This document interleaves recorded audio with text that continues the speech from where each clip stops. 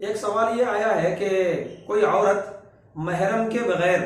کتنی دور تک جا سکتی ہے؟ یعنی اسلام میں، شریعت میں یہ ہے کہ عورت جب سفر پہ نکلے تو تنہا نہ جائے، کوئی محرم اس کے ساتھ رہے، شوہر رہے، بھائی رہے، بیٹا رہے یا والد ہو، کوئی محرم رشتہ دار ساتھ میں رہے۔ تو دیکھیے، اگر سفر شرعی کی مقدار کی مسافت پہ جا رہی ہے، سفر شرعی جو آج کل بنتا ہے تقریباً 77 کلومیٹر، 77 کلومیٹر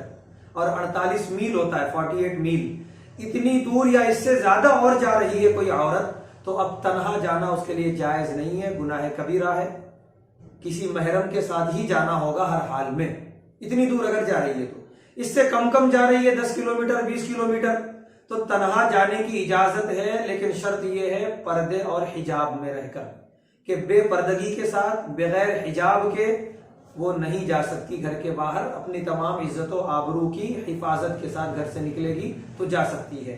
بہتر یہ ہے آج کل کے فتنوں کے حساب سے کہ کوئی عورت تنہا نہ جائے اور عورتوں کو ساتھ لے لے یا کسی محرم کو ہی ساتھ لے لے، اگر وہ 10-20 کلومیٹر بھی جا رہی ہے تو، تاکہ مکمل طور سے فتنوں سے محفوظ رہے۔